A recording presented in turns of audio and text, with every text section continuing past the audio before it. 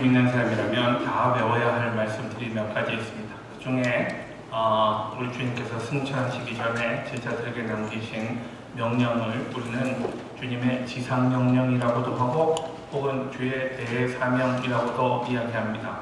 그 말씀은 이렇습니다. 마태복음 28장 19절 20절 말씀인데요. 그러므로 너희는 가서 모든 민족을 제자로 삼아 아버지와 아들과 성령의 이름으로 세례를 베풀고 내가 너희에게 분부한 모든 것을 가르쳐 지키게 하라 라는 말씀입니다. 이것을 우리는 지상명령은요, 그거보다 더 높은 명령이 없다는 지극히 높은 명령이고, 대사명은요, 이것은 이 말씀은요, The Great Commission 이렇게 부르거든요. 이 명령의 타이틀을 사람들이 붙였어요. 그래서 이것을 대사명이라는 말로 번역하기도 합니다. 어쨌든 여러분, 예수님께서 마지막으로 승천하시기 전에 남기신 말씀이니 너무너무 중요한 말씀이죠. 여러분, 우리가 떠나가기 전에 세상을 떠나가기 전에 우리가 아이들에게 남기는 말씀, 우리 말들이 있습니다. 마지막으로 모든 것을 다 담아서 남기는 말. 예수님의 간절한 소망을 이 명령에 담아서 우리에게 말씀하셨습니다. 이 말씀을 요약하면요, 너희는 가서 모든 민족으로 제자를 삼으라. Make disciples. disciple을 만들라고 예수님 그렇게 말씀하셨습니다. 저는 이 말씀이 이 명령의 결론이라고 생각합니다. 제자 만들라는 사람들마다 한 사람 한 사람 제자를 삼으라라는 명령입니다. 그리고 한 사람 한 사람을 예수 그리스도의 제자 삼으라라는 명령의 내용은 한 사람 한 사람이 예수 그리스도의 진실한 백성으로 살도록끔 가르치라라는 것일 것입니다. 크리스천 라이프를 살도록끔 예수께서 그렇게 당부하신 그런 내용 아니겠는가 생각합니다. 그러니 우리의 그 대단히 중요한 사명은요, 언제나 예수님의 말씀에 순종해서 사람들을 예수의 제자로 삼는 일일 것입니다. 그리고 이것은 우리가 때를 얻든지 못 얻든지 또는 상황이 우리에게 좋든지 나쁘든지 언제나 사람들이 우리를 환영하든 환영하지 않든 언제나 힘쓰고 우리가 애써서 추구해야 할 교회의 가장 중요한 사명입니다. 그냥 우리 교회가요, 하나님 앞에 생명의 열매를 맺지 못하는 교회가 무슨 쓸모가 있겠어요? 하나님을 영화롭게 하는 일은요, 하나님 앞에 생명의 열매를 자꾸 맺는 일이다. 저는 우리가 요즘에 사도행전을 새벽 기도 때 읽어가면서 여러 차례 수도 없이 강조를 했습니다. 성령 충만한 교회, 좋은 교회의 표징이 무엇인가 말입니다. 좋은 교회의 표징이 무엇입니까? 하나님이 인정하는 교회, 하나님이 기뻐하시는 교회, 또 사람들이 칭찬하는 교회. 우리가 하나님의 백성된 삶을 열심히 잘 살면 사람들이 칭찬하게 되어 있습니다. 그러니까요, 하나님의 인정을 받고 사람들이 칭찬하고, 그러니 하나님이 믿는 사람들을 더욱 많아지게 하시더라라는 거예요. 그래서 그 좋은 교회는 자꾸 더 많은 사람들이 생명으로 돌아오는 그런 역할을 하는 교회입니다. 오늘 그래서 좋은 교회, 우리는 과연 좋은 교회인가? 좋은 교회를 누구든 어떤 사람이든 간에 우리 교회가 좋은 교회 되기를 원하는 마음이 간절하죠. 근데 앉아서 내가 좋은 교회 되기를 원한다고 그렇게 되는 것 아니잖아요. 내가 그렇게 살아야 하는 거죠. 한 사람 한 사람이 성실한 크리스천으로 살아야 합니다. 그리고 성실한 크리스천이라면 여러 가지 특징이 있겠지만, 반드시 드러나게 되어 있는 그런 특징이 있겠지만, 그 중 하나는 전도의 열정이다는 사실을 오늘 함께 말씀을 마음에 새기게 되기를 원합니다. 자, 제자 삼으라라는 말씀이요. 그런데 우리가 이 말씀에 순종해서 사람들에게 복음을 전하려고 할 때마다 흔히 듣는 대답은요, 아이고 조금 천천히 숨 좀 돌리고 그러고 믿겠습니다 라는 것입니다. 이 말은 지금은 말고 나중에 한번 와서 하는 이런 의미입니다. 천천히 예수 믿겠다고요. 그러나 주님은요, 나중에가 아니라 빨리 예수를 믿어야 한다 라고 말씀하십니다. 빨리 믿어야 한다. 이 일이 얼마나 급하면 성경은 빨리 믿어야 한다는 사실을요, 여러 차례 반복해서 강조합니다. 로마서 13장 보면요, 사도 바울의 서신입니다마는 또한 너희가 이 시기를 알거니와 자다가 깰 때가 벌써 되었으니라고 말합니다. 지금 자고 있던 심령이 얼른 깨야 한단 말입니다. 벌써 그때가 되었습니다. 고린도후서 6장에는요, 보라 지금은 은혜 받을 만할 때요, 보라 지금은 구원의 날이로다 라고요. 지금이 강조되고 있습니다. 지금 이 시각이 강조되고 있습니다. 우리가 이렇게 빨리 결단을 내려야 하는 이유는요, 마지막이 가까웠기 때문입니다. 이 마지막 때는요, 더 이상 돌이킬 수 없을 때, 없는 때, 그 마지막 끝까지 다 가는 때입니다. 지금은 우리가요, 방향을 바꿀 수 있고 뒤로 갔다가 다시 갈 수 있습니다. 그러나 마지막 때가 되면 더 이상 우리는 어떻게 하지 못해요. 그냥 결과를 맞이할 수밖에 없는 바로 그런 때입니다. 더 이상 기회가 주어지지 않는데, 이때를 지나가고 나면 비참한 종말이 다가오게 됩니다.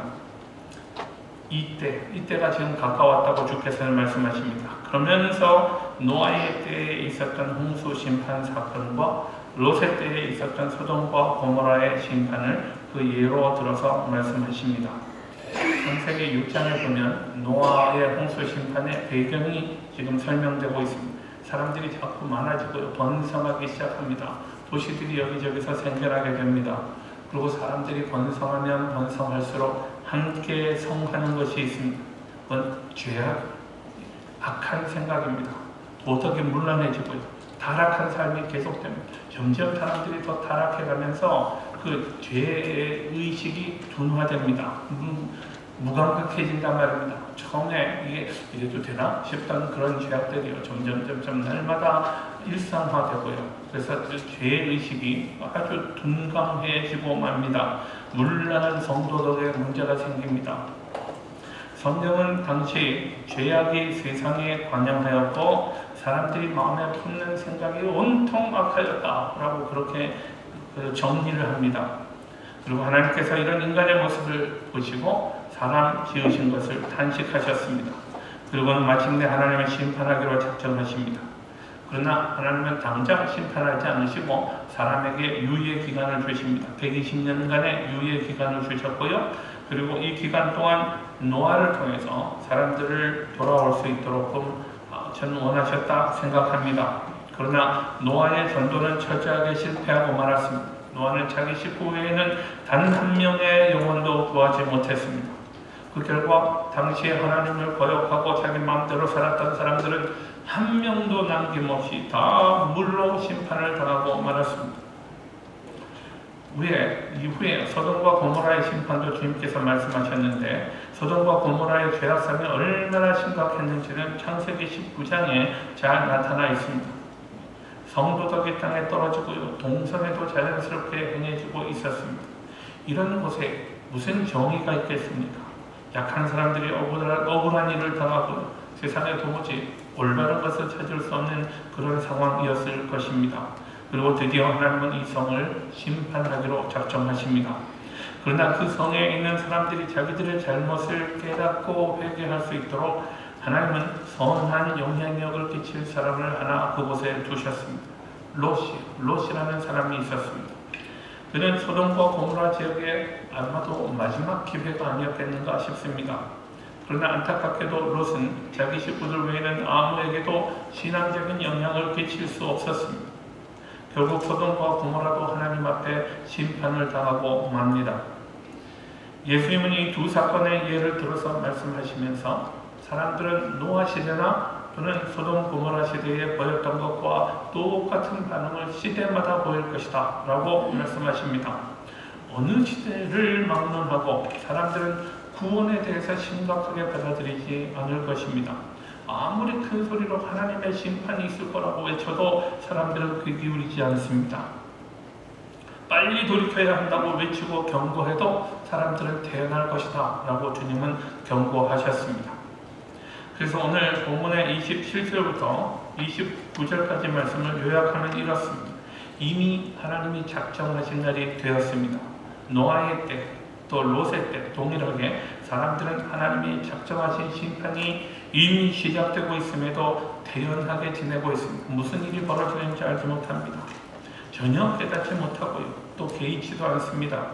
노아 시대 때 여러분 비가 쏟아지기 시작했을 때 그때 사람들은 빨리 방주에 들어가야 했습니다. 롯이 소돔성을 떠나가고 있을 때 사람들도 속히 그곳을 떠나야 했습니다. 그러나 사람들은 무슨 일이 벌어지고 있는지 전혀 알지 못했습니다. 돌이킬 수 없는 심판이 이미 시작되고 진행 중인데도 불구하고 사람들은 먹고 마시고 장가가고 시집갔다고 말씀합니다. 이 말의 의미는 뭐냐면 사람들이 시급한 상황을 전혀 분별하지 못하고 안일하게 지내고 있었다는 의미입니다. 때가 얼마나 급한데 얼른 생명을 돌봐야 할 사람들이 전혀 이 일에 생명을 구하는 일에 관심을 기울이지 않고 덜 중요한 일에 온통 마음을 쏟고 있었다는 말입니다. 이런 일들이요. 우리 다른 일들이요. 우리 그 우선순위로 보면 다음 순위에 있는 일들, 이런 일들이 우리의 영적인 눈을 가리고 귀를 막아서 하나님이 보시는 표징들을 바라보지 못하고 깨닫지 못하고 주께서 외치고 계시는데도 그 음성을 듣지 못했다 말입니다. 그 결과는 못 들은 결과는 멸망입니다. 멸망. 마지막 기회를 놓쳐버리면 비참한 종말을 맞게 되고 다시는 구원받을 기회를 다시 찾을 수 없습니다. 영원히 잃어버리고 만다 말입니다. 그러면 이 종말의 때는 도대체 언제인가요? 우리는 주님이 오시는 그날, 우리가 현재 경험하는 세상의 마지막 때가 된다는 사실을 믿고 기다리고 있습니다. 주님이 오시면 이 세상의 역사가 끝이 납니다. 그것이 성경이 말하는 그날입니다. 마지막 때. 그러나 한편으로 우리 주님 오시기 전에도 우리는 먼저 주 앞에 갈 수 있습니다. 우리 개인적으로 먼저 세상을 떠나갈 수 있잖아요. 그러니 개인적인 종말과 온 세상의 어떤 우주적인 종말과 이 두 가지는 우리에게 있어서 어쨌거나 이것이건 저것이건 우리에게 종말이 됩니다. 다만 지금 우주적인 종말이 온 세상에 한 번에 종말을 맞이하고 세상이 끝이 날 조짐은 많이 보이고는 있지만 아직 말씀이 땅 끝까지 전파되지는 않았기 때문에 우리 개인적인 종말이 아마 앞설 가능성이 훨씬 많지 않겠나 생각합니다. 어떤 일이 먼저 일어나건 간에 일단 우리가 우리의 종말을 맞게 되는 그 순간이 되면 여러분 그때는 더 이상 돌이킬 수가 없습니다. another chance가 주어지지 않는단 말입니다. 만약 예수를 믿지 않은 채로 그 시간까지 미루고 예수 믿기를 거부하고 있었다면 이 사람은 이제는 영원히 구원받을 수 없습니다. 영원한 운명이 그렇게 결정되고 만다 말입니다. 우리는 주님의 재림이 임박했다는 경고를 성경을 통해서 많이 듣고 있습니다. 그래서 우리가 항상 깨어 있어야 한다고 성경은 말합니다. 오늘 본문은 주의 말씀으로 이 종말의 사건이 얼마나 갑작스럽게 이루어질 것인가를 보여주고 있습니다만은 사람들은 그것을 잘 깨닫지 못합니다. 사람들이 평안하다 할 그때에 도둑이 몰래 들어오듯 그렇게 갑작스럽게 아무도 모르는 사이에 예수께서 재림하실 것입니다. 임박한 재림의 경고는 이미 교회가 시작된 이래로 항상 주어져 왔습니다. 그래서인지 사람들은 항상 깨어서 준비하기가 쉽지는 않습니다. 베드로는 재림이 자꾸 지연되는 데 대해서 사람들이 실망하고 교회를 조롱하는 것을 의식하면서 베드로후서를 기록합니다. 베드로후서 3장에 보면요, 예수님의 재림이 지연되고 있는 이유를 말씀합니다. 그것은 모든 사람이 구원을 받게 하려는 하나님의 사랑 때문이라, 하나님이 오래 참고 사람들이 구원에 이르도록 기다리시기 때문이라고 말씀합니다. 그러나 주의 날이 임할 터인데 주의 날이 임할 때는 도둑같이 임할 것이라고 성경은 그렇게 말합니다. 그때에 일어날 일을 주님은 말씀하십니다. 34절 말씀 보십시오. 예수님이 말씀하십니다. 내가 너희에게 이르노니 그 밤에 둘이 한자리에 누워있으면 하나는 데려감을 얻고 하나는 버려둠을 당할 것이요 말씀하십니다. 두 사람이 잠이 든 사이에 예수님이 갑자기 재림하신다고요. 그런데 한 사람은 이미 예수 믿고 하나님의 자녀로서 준비가 되어 있던 사람입니다. 이 사람은 잠을 자다가 주님이 재림하시자마자 재림하시는 그 순간에 그는 구원받을 수 있었습니다. 그러나 다른 한 사람은 미루다가 준비를 안 했습니다. 잠자고 있는 중에 예수님의 재림을 만납니다. 결국 그는 그 자리에서 마지막 운명을 경험하게 됩니다. 35절 말씀 보십시오. 두 여자가 함께 맷돌을 갈고 있음에 하나는 데려감을 얻고 하나는 버려둠을 당할 것이니라. 두 여인이 똑같이 반일을 하고 있습니다. 한 사람은 준비가 되어 있었던 사람, 그래서 주님 앞으로 인도함을 받습니다. 그러나 다른 한 사람은 준비가 되어 있지 않았습니다. 그래서 버림을 당하고 맙니다. 그리고 오늘 36절에는요, 없음이라고 나와 있지만 어떤 사본에는요, 이런 내용이 기록되어 있습니다. 두 사람이 밭에 나가 일하는데 갑자기 주님이 재림하여 한 사람이 구원받고 다른 한 사람은 버림받았다고. 이 말씀이 제시하는 메시지가 뭡니까? 예수님은 이 말씀을 통해서 무엇을 말씀하고자 하셨습니까? 사람들이 알지 못할 때에 종말이 온다 라고 말씀하십니다. 주의 재림이 어떤 경우에는 밤에 잠자고 있을 때 이루어진다고 말씀하셨고요. 다른 경우에는 낮에 일하고 있을 때 혹은 밭에서 일하는 중에 이루어진다는 사실을 말씀하십니다. 그러니 주의 재림의 때가 언제일지 우리는 알 수 없다는 거예요. 언제든 있을 수 있다는 사실을 주님께서는 말씀하셨습니다. 그러니 우리가 해야 할 일은 자기에게 주어진 시간 동안 아직 시간이 있을 때 그때 성실히 일하고 준비하고 기다려야 한다는 사실을 주님은 말씀하셨습니다. 준비가 되어 있는가? 세상에 이것보다 더 중요한 일은 없습니다. 우리가 손을 봐야 하고 우리가 해야 할, 우리가 관심을 기울여야 할 수많은 일들이 있습니다만, 그러나 여러분, 이것보다 중요한 일은 없습니다. 준비되어 있는가요? 주 앞에 사실 준비가 되어 있습니까? 주님 오실 때 혹은 우리가 먼저 주님 앞에 다가설 때 준비가 되어 있으신가요? 우리와 늘 함께 하던 사람이 데려감을 당하는데 나만 혼자 남아있는 모습을 상상해 보셨는가요? 그런 일이 있어서는 안 되죠. 그런 의미에서요, C.S. 루이스라는 분은 이렇게 말합니다. 하나님을 믿지 않는 것이 얼마나 무서운 죄인가 말입니다. 하나님을 믿지 않는 것이요. 하나님을 거부하는 것은요, 그분의 말은 이렇습니다. 하나님 없는 삶, 하나님을 무시하는 삶은 남의 것을 어쩌다가 훔친 단순한 절도죄 정도가 아니라고. 절도하는 정도의 그런 경범이 아닙니다. 경범이 아니라 경범죄가 아니라는 말입니다. 하나님을 믿지 않는 것은요. 혹은 그에게 무슨 개선되어야 할 인생의 어떤 한 부족함 정도의 의미도 아니다라고 말합니다. 하나님을 믿지 않는 것은 어떤 죄인가 하면 총에 손을 들고, 손에 총을 들고 하나님을 향해서 총을 겨누고 있는 것과 같은 반역죄라고 말합니다. 하나님을 믿지 않는 것은요, 단순히 뭐 이런 경범죄 정도가 아니라 하나님에 대한 반역죄라고요. 그러므로 그가 해야 할 일은요, 손에 들고 있던 총을 얼른 놓아버리는 것입니다. 그리고 하나님 앞에 엎드리는 것입니다. 항복하는 거예요. 내가 잘못했습니다, 주님. 하고 그렇게 주님 앞에 고백하는 것이 그가 살 길이라고 말합니다. 그 사람이 멸망에서 빠져나올 수 있는 유일한 길은 손에 총을 놓는 거예요. 그리고 하나님 앞에 엎드리는 것입니다. 예수 믿기를 거부하고 하나님 없는 삶을 사는 것은 단순한 죄가 아니라는 말입니다. 이런 사람들이 아직도 우리 주변에 얼마나 많은가요? 이런 사람들을 볼 때마다 우리는 가슴에 눈물을 담고 하나님 앞에 부르짖는 그런 안타까움이 있어야 마땅하다 생각합니다. 그런 사람들을 보면서 태연하게 지나갈 수는 없는 일이죠. 하루 이틀 자꾸 미루는 사람들 그냥 내버려 두다가 진짜 그들을 영원히 놓치게 되면 우리가 행복할 수 있겠습니까? 안 믿겠다고 자꾸 미루고 버티는 사람들이, 그 사람들은 내버려두고 있다가 어느 날 갑자기 완전히 돌이킬 수 없는 그때가 느닷없이 와버리면 남아있는 사람들은 물론이고요, 먼저 믿은 우리에게도 얼마나 큰 고통이 되겠습니까? 그런데 놀라운 사실은 예수 믿기를 거부하거나 미루는 사람들에 대해서요, 하나님이 오래 참으시고 기회를 주시더라는 것입니다. 기회를 주십니다. 마지막 때가 분명히 옵니다만 그때까지 하나님은 오래 참으십니다. 하나님은 특별히 악인에 대해서 오래 참으시는 것 같아요. 한국 사람들 흔히 말 많이 하잖아요. 욕 많이 먹으면 오래 산다고요.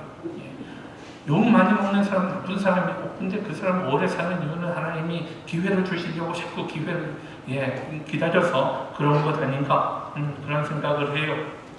한 가지 그러나 분명한 것은요, 하나님께서는 그런 사람들이 회개하고 돌아오기를 오래 기다리시는데 그 기다림을 우리가 경멸해서는 안 된다고 당연하게 생각하거나 혹은 그것에 대해서 대수롭지 않게 생각해서는 정말 곤란하다는 말입니다.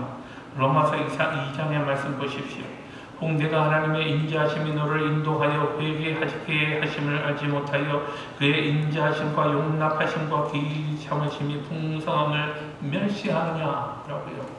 하나님은 오래 여러분 하나님이 우리를 기다리시는 것을요, 성경은 long suffering이라고 말씀합니다. 오랫동안 하나님이 고통을 당하신다는 말입니다. 하나님이 죄를 대면하고 기다리시는 그 일이 하나님에게 고통이 된다는 말입니다. 그런데 하나님이 고통을 참으시면서까지 우리를 기다리고 계시는데 그것을 사람들이 멸시해서 되겠습니까? 하나님 이렇게 멸시하는 사람, 이런 사람 이래서는 안 되는 거죠. 하나님은 회개하게 하려고 기다리고 용납하시는데 사람들은 이것을 알지 못하고 하나님은 왜 이런 악한 자를 그냥 두십니까? 라고 불평한다면 그것도 옳지 않은 일입니다. 하나님이 어디 계시냐고 좀 보여달라고 때를 쓰는 사람들이 있습니다만은 왜 하나님은 그런 사람들을 그냥 두시는가? 왜 그냥 두신다고요? 이런 사람들이 돌아올 수 있도록 기회를 주시는 거라고요. 왜냐하면 하나님은 두려워서 믿는 사람이 아니라 자기가 자기 의지대로 하나님 앞에 엎드리는 사람이, 자기가 항복하는 사람이, 그런 사람을 하나님은 기다리시기 때문이라 생각합니다. 하나님은 그런 믿음을 기뻐하신다고요. 물론 사람들은 뭔가 큰 위기 상황이 닥치면 하나님 앞에 엎드립니다. 그러다가 시간이 지나면 또 잊어버리고요. 금방 잊어버리고 옛 생활로 돌아가잖아요. 사람들은 자기 눈앞에 닥친 일이 아니면 좀처럼 긴장하지 않습니다. 제가 언젠가 하이웨이 타고 가다가요, 우리 주변에 담배 피우는 사람들은 흔치 않습니다. 많은 제가 여기 이 길에서 담배 피우면서 다니는 사람들 좀 보긴 봤어요. 한국 사람들, 그러면서 하는 사람들 있잖아요. 제발 길거리에서 좀 하지 않으면 좋겠어요. 제가 금년 광고판을 봤는데요. 교통사고로 사람이 죽을 확률은요 2600대 1이래요. 2600명 중에 한 명이래요. 그런데 담배로 죽을 확률은 어떻게 되는지 아세요? 3명이 담배 피우면 한 사람은 그걸로 죽는데요. 3대 1입니다. 3대 1. 이게 얼마나 큰 차이입니까? 그래도 사람들이 담배를 피워대더란 말이죠. 눈앞에 이런 통계가 있는데도 태연하게 담배를 핍니다. 그건 내 일이 아니라고 생각하기 때문에 그렇습니다. 3분의 1인데도 불구하고 우리 주변에도 잘못하면 이렇게 기회를 완전히 놓칠 위험에 있는 사람이 얼마나 많습니까? 언제까지 그대로 둬야 되겠습니까? 오늘 밤이라도 주께서 재림하신다면, 내일이라도 그 사람이 종말을 맞이하게 된다면 구원받지 못한 책임을 누가 져야 하는 거예요? 그 사람의 완악함이 문제일 수 있습니다만은 그러나 우리의 침묵도 큰 문제다는 사실을 우리가 인식해야 합니다. 침묵이요. 흔히 우리는 이런 생각합니다. 믿기를 거부하는 사람은 내가 무슨 죄로 믿겠는가? 이런 생각이 자꾸 우리를 가로막습니다. 그래서 많은 사람들이 입을 열려고 하다가도 아이고 저 고집을 내가 뭘로 꺾나. 그러나 이것은 잘못된 태도입니다. 우리가 전하는 것은요, 나 자신이 아니죠. 나 자신이 아니고요. 우리가 해야 할 일은 예수 그리스도와 그분의 십자가를 전하는 일입니다. 그렇다면 우리가 해야 할 일은 복음을 위해 입을 여는 거예요. 내 자신이 아니라 복음을 위해서요. 그 사람의 생명을 위해서. 그리고 우리가 일단 입을 열면 그 다음부터는 주께서 알아서 하실 줄 믿습니다. 우리가 예수님의 이름을 전하기만 하면 예수님의 이름에는요 놀라운 능력이 있습니다. 예수님의 이름은 과거나 지금이나 여전히 동일하게 사람들에게 생명을 주는 능력이 있습니다. 성령의 역사는요 오늘이나 내일이나 어제나 동일하게 역사하는 힘이 있습니다. 십자가의 도는 오늘도 어두운 영혼들을 꿰뚫고 빛을 비추는 것 아닙니까? 그것을 믿고 우리는 전하는 것입니다. 십자가의 도가 사람들에게는 미련한 것처럼 보여도 우리가 담대하게 그 능력을 믿고 전하면 예루살렘에서 예수 믿고 돌아왔던 사람이 하루에 3,000명이나 되었던 것처럼 우리가 예수의 이름을 전할 때에 형제여 그럼 우리가 어떻게 해야 하겠습니까? 라고 가슴을 치며 회개하는 역사가 일어날 줄 믿습니다. 우리 모두 복음의 능력을 믿으십시다. 그리고 언제 종말이 임할지 모르는 우리 이웃들에게 그리스도를 전할 수 있기를 바랍니다. 주께서 우리에게 복 주셔서 많은 생명을 살리는 그런 좋은 교회 되게 하시기를 축원합니다. 고마우신 주님, 오늘도 우리에게 말씀하여 주시니 감사합니다. 우리가 주의 말씀을 받고 말씀대로 순종하기를 원합니다. 특별히 생명을 전하는 일에, 예수 그리스도의 복음의 능력을 이웃들에게 전하는 일에 힘을 기울이고 열심인 교회 되게 하여 주옵소서. 감사하오며 예수님의 이름으로 기도하옵나이다.